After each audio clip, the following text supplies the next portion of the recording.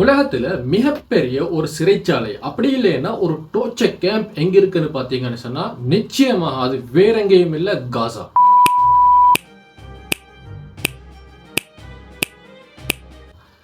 காசால நீங்க பாத்தீங்கன்னு சொன்னா லேண்ட், ஏர், சி எல்லா பக்கத்தாலையுமே அங்க இருக்கின்ற கிட்டத்தட்ட 2.2 மில்லியன் அளவான மக்களை அப்படியே சிறை பிடித்திருக்கிறாங்க.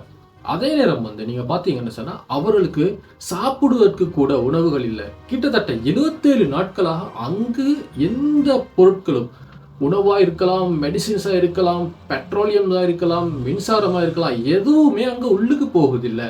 அதே டைம்ல அங்க இருக்கின்ற உணவு பொருட்கள் எல்லாமே தீர்ந்து போய் மக்கள் சாப்பிடுவதற்கு கூட ரொம்பவே கஷ்டமாயிருக்கிறாங்க. காசா பார்த்தீங்கன்னு சொன்னா காசா என்பது ஒரு சிறிய city.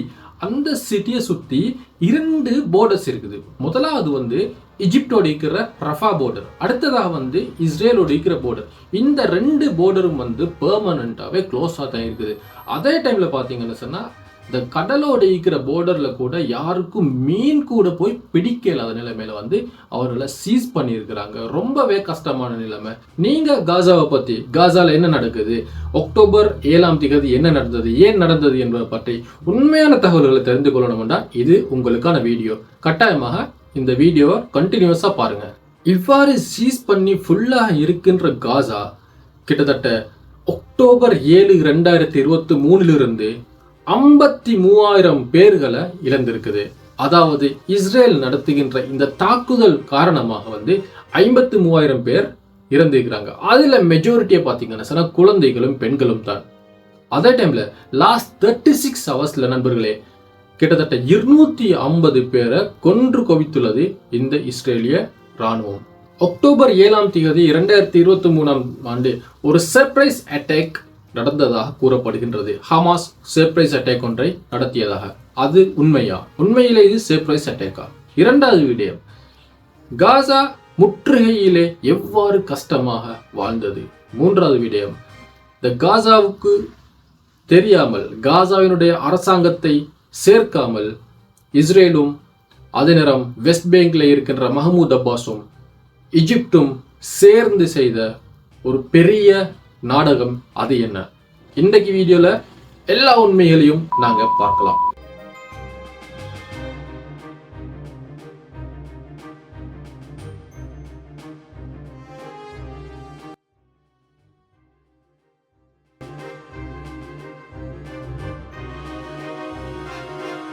Hello friends, October 7 2023 Hamas ஒரு சர்ப்ரைஸ் அட்டாக்கை இஸ்ரேலுக்கு நடத்தியதாக கூறப்படுகின்றது. இதுல கிட்டத்தட்ட 2000க்கு அதிகமான இஸ்ரேலிய சிவிலியன்கள் கொலை செய்யப்பட்டார்கள். அதே நேரம் நிறைய பேர், 200 பேருக்கு அதிகமான அளவு சிறைப்பிடிக்கப்பட்டார்கள்.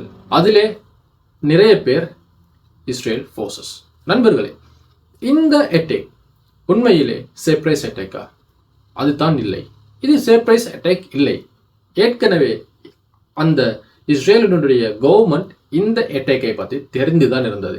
அதுக்கு பிற்பாடு இந்த அட்டாக்கை நடத்துவதற்காக இருக்கின்ற நேரத்திலே அதை நடத்தும் போது பார்த்து கொண்டிருந்து பின்னால் அவருடைய சொந்த ஆயுதங்களை வைத்து இஸ்ரேல் நாட்டினுடைய மக்களை கொலை செய்தார்கள்.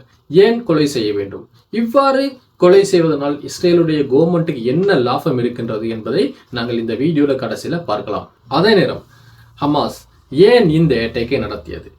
உண்மையில நண்பர்களே, 1948 வருகின்ற இந்த ஹிஸ்டரி, அதுல காசா நகரை மட்டும் எடுத்து பார்த்தோம்னு சொன்னா காசா நகர்ல நான் ஏற்கனவே கூறியது போல 2 போர்டர்ஸ் இருக்கின்றது. அந்த 2 போர்டர்ஸும் பெர்மனண்டா க்ளோஸ் ஆகிருக்கின்றது.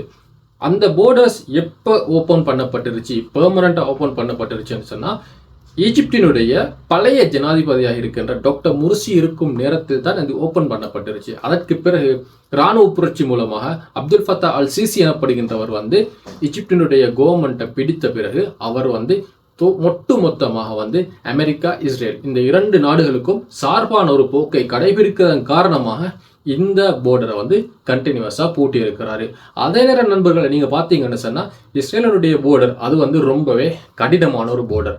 என்னுடைய ஒரு நண்பர் இருக்கின்றார். அவர் கூறுகின்றார், அவர் ஒரு வெளிநாட்டுக்கு சொல்ல வேண்டும் என்று சொன்னால், அவருக்கு ஒரு நாட்டினுடைய விசாவை எடுக்க வேண்டும் என்று சொன்னால், முதலாவதாக அவர் பாஸ்போர்ட் எடுக்க வேண்டும். அந்த பாஸ்போர்ட்டுக்காக அவருடைய எல்லா டாக்குமெண்ட்டையும் இன்டர்நெட்டில் இருந்து டவுன்லோட் பண்ணி அதை பிரிண்ட் அவுட் எடுத்து அதனை ஒரு ஏஜென்ட் மூலமாக ஜோர்டானுக்கு அனுப்ப வேண்டும். ஜோர்டானுக்கு அனுப்பி ஜோர்டானில இருந்து அவர்களுக்கு பாஸ்போர்ட்டை எடுத்த பிறகு அந்த பாஸ்போர்ட்ல இருந்து திரும்ப விசாவுக்கான விண்ணப்பங்களை நிரப்பி திரும்பவும் ஒரு ஏஜென்ட் மூலமாக ஜோர்டானுக்கு அனுப்ப வேண்டும். ஜோர்டானுக்கு அனுப்பி பல காலங்களுக்கு பின்புதான் ஜோர்டானிலிருந்து அவர்களுக்கு விசா வரும், அவர் எந்த நாட்டுக்கு போக வேண்டும் என்பதை. அதற்கு அப்புறமாக அதனை எல்லா விசா பாஸ்போர்ட் எல்லா டீட்டெயில்ஸையும் இஸ்ரேல் கவர்மெண்டிடம் அவர் சப்மிட் பண்ண வேண்டும். சப்மிட் பண்ணி அவர்கள் பெர்மிஷன் தந்தால் மட்டும்தான் அந்த கடவைகளை க்ராஸ் பண்ணி அவருக்கு ஜோர்தான் போய், அப்படி இல்லை என்றால் டெல்-அவீவில் இருந்து அவர்களுக்கு ஃப்ளைட் எடுக்கலாம். நண்பர்களே, மிகவும் பிரச்சனையான விடயம் என்னவென்று சொன்னால், அவர்கள் முழுதாக முற்றுகையிடப்பட்டு தான் இருந்தார்கள். இந்த முற்றுகை அவர்களது சொந்த நாட்டிலேயே பிற ஒருவர் அவர்களை முற்றுகையிட்டு அவர்களுக்கு சுவாசிக்க கூட முடியாது என்ற நிலைமையில் இருக்கும்போது இதற்கு எதிராக ஒரு ரெசிஸ்டன்ட் ஃபோர்ஸாக கிளம்பியது தான் ஹமாஸ். அதே நேரம் நண்பர்களே, இந்த பிரச்சனை அக்டோபர் 7 2023 பிரச்சனைக்கு பிறகு இஸ்ரேல் ரொம்பவே அட்டூழியங்களை செய்திருக்கின்றது. நீங்கள் பார்த்தீங்கன்னு சொன்னா காசா நகரமா அல்லது நரகமா என்று பார்க்கின்ற அளவுக்கு ஒட்டுமொத்தமாக இனப்படுகொலை, ஒரு ஜினோசைட்ஸை செய்து கொண்டு வருகின்றது. அதே நேரம் நண்பர்களே, இன்னும் ஒரு ஸ்பெஷலான விடயம் என்னவென்றால், இதற்கு பின்னால ஈரான் சப்போர்ட் பண்ணுது. அதே நேரம் நீங்க பார்த்தீங்கன்னு சொன்னா பக்கத்தில் இருக்கின்ற ஹிஸ்புல்லா அவர்களுக்கு சப்போர்ட் பண்றாங்க. ஈரான்ல இருக்கின்ற முழு ஃபோர்ஸஸும் அல் குதுஸ் ஃபோர்ஸஸாக இருக்கலாம், IRGC எனப்படுகின்ற அந்த ஃபோர்ஸஸாக இருக்கலாம், எல்லோரும் சப்போர்ட் பண்றாங்க. ஈராக்ல இருக்கின்ற கத்தீப் ஹிஸ்புல்லா சப்போர்ட் பண்றாங்க, யமனில் இருக்கின்ற ஹூத்திஸ் சப்போர்ட் பண்றாங்க. இவ்வாறு எல்லோருமே சப்போர்ட் பண்ணி இந்த பலஸ்தீனுக்கு ஆதரவாக தாக்குதல்களை இஸ்ரேலுக்கு எதிராக தொடுத்திருந்தார்கள். ஆனால் எகிப்டாக இருக்கலாம், சவுதி அரேபியாவாக இருக்கலாம், கட்டாராக இருக்கலாம், UAE-ஆக இருக்கலாம், ஒமானாக இருக்கலாம், ஜோர்தானாக இருக்கலாம், எந்த நாடும் இஸ்ரேலுக்கு எதிராக எந்த தாக்குதல்களையும் தொடுக்கவில்லை. அதற்கு 2 காரணங்கள் இருக்கின்றன. முதலாவது ஈரான் சார்ந்த அரசியல் கொள்கையை எதிர்த்து அரசியல் செய்கின்றவர்கள் இந்த சுன்னி அரசியல்வாதிகள். அதே நேரம் எலி என்று சொல்வார்கள் இல்லையா, அதே நேரம் இஸ்ரேல் அமெரிக்காவினுடைய கூட்டு நாடுகளாக இந்த அரபு நாடுகள் இருக்கின்றன.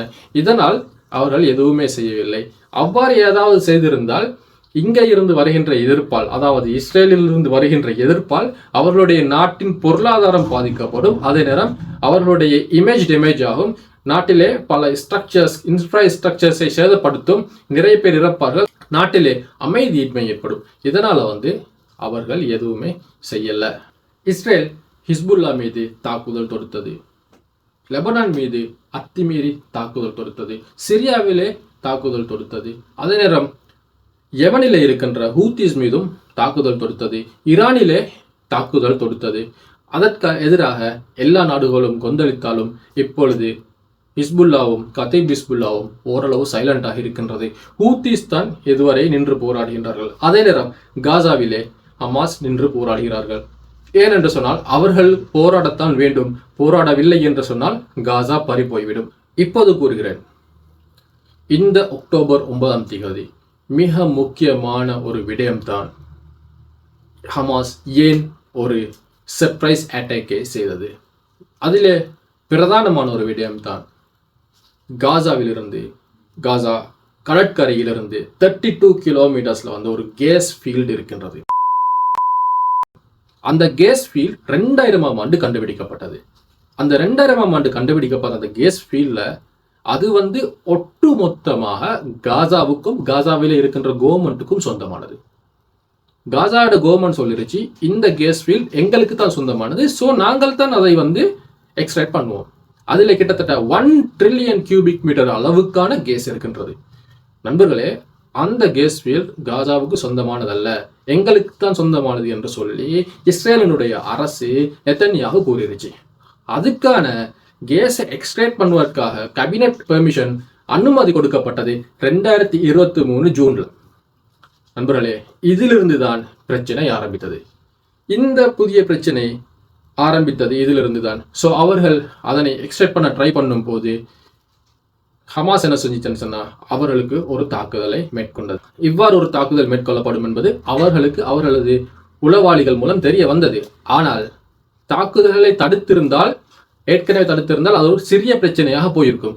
ஸோ நெதன்யாவுக்கு வேண்டும் இதனை ஒரு பெரிய புதாரமான ஒரு பிரச்சனையாக மாற்றி அதிலிருந்து பெரிய பிரச்சனை மூலமாக காசாவை கைப்பற்றி அதற்கு பின்பு இந்த 1 trillion cubic meter இருக்கின்ற மிக பிரமாண்டமான கேஸ் ஃபீல்டை அவருக்கு எடுத்தால் அவருக்கு கட்டாரை விட செல்வம் மிக்க ஒரு நாடாக மாற்ற முடியும். அதை விட உங்களுக்கு தெரியும், நெதன்யாஹு என்பவர் ஒரு சிறந்த தலைவர் அல்ல. அவருக்கு எதிராக ஏராளமான கரப்ஷன் குற்றச்சாட்டுகள் இருக்கின்றது. அவர் அரசியலிலே ஸ்திரமற்ற நிலைமை இருந்தது.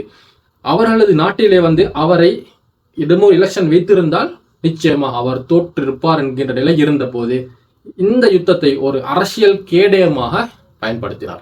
அன்புக்குரிய நண்பர்களே, உண்மையிலே இவ்வாறான ஒரு அரசியல் கேடயமாக அது கரப்ஷனுக்கு எதிராக இந்த கேஸ் கியூப்ஸ் எல்லாத்தையும் எடுக்க வேண்டும் என்று ஒரு நோக்கத்தோட செயல்பட்டு கொண்டிருக்கும் போது தான் ஹமாஸ் இதையும் தாண்டி எங்களால் ஒன்றும் செய்ய முடியாது அப்படின்னு சொல்லி வெளியே வந்துச்சு.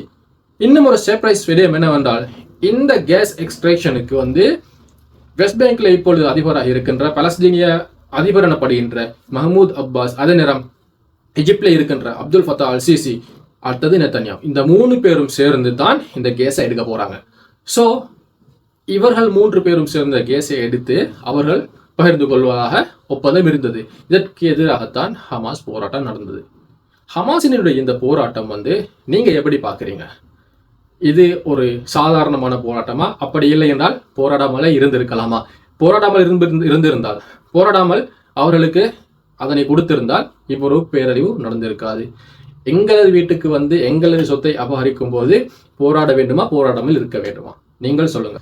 அதே டைம்ல இந்த எக்ரெஷன்ஸ், இந்த ஒரு ஜீனோசைட், அதை எதற்காக செய்கிறார்கள் என்றால் உண்மையிலே காசாவை அழித்து காசாவை முற்றாக கைப்பற்ற வேண்டும். கைப்பற்றினால்தான் நெதன்யாஹுவினுடைய அரசியல் வாழ்க்கையும் நீடித்து நிற்கும். அதே நேரத்திலே அவருக்கு ஆசை வைத்திருக்கின்ற அந்த கேஸையும் எடுக்கலாம். நண்பர்களே, அவர் கூறுவது என்னவென்று சொன்னால், அவர் ஹாஸ்டேஜஸை ரிட்டர்ன் கொண்டு வரேன் அப்படி என்று சொல்லித்தான் அவர் 48 ஹவர்ஸ்ல நாங்கள் இந்த ஹாஸ்டேஜஸை மீட்டுட்டு வருவோம் என்று சொல்லி இந்த எக்ரெஷனை தொடங்கினார். கிட்டத்தட்ட 2 வருடமாக போகின்றது. இதுவரைக்கும் ஹாஸ்டேஜஸ் அவரால் மீட்க முடியவில்லை. கடைசியாக நடந்த சீஸ்வேர்ல தான் ஹாஸ்டேஜஸ் கொடுக்கப்பட்டார்கள். அதே நேரத்தில் அமெரிக்காவினுடைய இன்ஃப்ளூயன்ஸ் காரணமாக ஒரு ஹாஸ்டேஜ் ஒரு 2 டேஸுக்கு முதல்ல விடுவித்திருக்கிறார்கள். நண்பர்களே, இவர்களுடைய இந்த காசா மிஷன் ஃபெயில். அவர்கள் உலகத்துக்கு காட்டிக் கொண்டிருந்தார்கள் ஹாஸ்டேஜஸை திருப்பி எடுத்துவிட்டு வருவதற்காகத்தான் இந்த மிஷனை செய்வதாக. அது ஃபெயில்டு. ஆனால் உண்மையான மிஷன் சக்சஸ் ஆகுமா இல்லை என்பதை பொறுத்திருந்து பார்க்க வேண்டும். உண்மையான மிஷன் காசாவை அழித்துவிட்டு காசாவில் இருக்கின்ற மக்களை வேற எங்காவது அனுப்பிவிட்டு காசாவின் ஆட்சியை கைப்பற்றி அந்த கேஸை எக்ஸ்ட்ராக்ட் பண்ணி அவர்கள் பணக்காரனாக வேண்டும். அதே நேரத்தில் நெதன்யாஹுவினுடைய பாக்கெட்டுக்கும் நிறைய பணம் வர வேண்டும் என்பதுதான் அவருடைய ஆசை. இதனால் தான் நண்பர்களே, இந்த சீஸ்ஃபேர் வந்த பிறகும் இந்த சீஸ்ஃபேர் எக்ரிமெண்ட்ஸ் எல்லாத்தையும் அப்படியே கலைச்சிட்டாரு. அதே நேரம் கட்டாரும் ஈஜிப்டும் ட்ரை பண்ணது. ஏதோ மனிதர்கள் இறக்கிறார்கள், சிறு பிள்ளைகள் இறக்கின்றன, அங்கு பஞ்சமாக இருக்கின்றது, ஃபெமினாக இருக்கின்றது, குடிக்க தண்ணி கூட இல்லை, சாப்பாடு இல்லை, மின்சாரம் இல்லை, நோய்க்கு மருந்து இல்லை, எதுவுமே இல்லாமல் இருக்கின்ற நேரத்தில் ஈஜிப்டும் கட்டாரும் ட்ரை பண்ணி அமெரிக்கா அட்மினிஸ்ட்ரேட்டரோட சேர்ந்து சீஸ்ஃபயருக்கு ட்ரை பண்ணிட்டே இருக்கிறாங்க. ஆனால் இந்த இஸ்ரேல் ஒத்துக்கிறதே இல்லை. காரணம் என்னன்னு சொன்னால், நான் ஏற்கனவே சொன்ன 2 ஆசைகள், 2 விடயங்கள் இருக்கின்றன. இவற்றை ஃபுல்ஃபில் பண்ண வேண்டும். அதற்காகத்தான் இந்த விடயம் முழு அரபு நாடுக்கும் தெரியும், ஈரானுக்கும் தெரியும். இவர்கள் ஈரானுடன் ஏற்கனவே பகையில் இருக்கிறார்கள். முதலாவது விடயம் ஈரானுக்கு இஸ்ரேல் என்றால் பிடிக்காது. 2வது விடயம் இஸ்ரேலிடம் அணு ஆயுதம் இருக்கின்றது, ஈரானிடம் அணு ஆயுதத்துக்கான டெக்னாலஜி இருக்கின்றது. ஸோ ஈரான் அணு ஆயுதத்தை பெற்றுவிட்டால் அது இஸ்ரேலுக்கு ஆபத்தாக இருக்கும் என்று இஸ்ரேல் கருதுகிறது. இதனால 2 பேருக்கும் ஒரு நாளும் செட்டே ஆகாது. அதனால் தான் அந்த 2 நாடுகளும் பரஸ்பரம் மோதிக்கொள்ள ட்ரை பண்ணுது.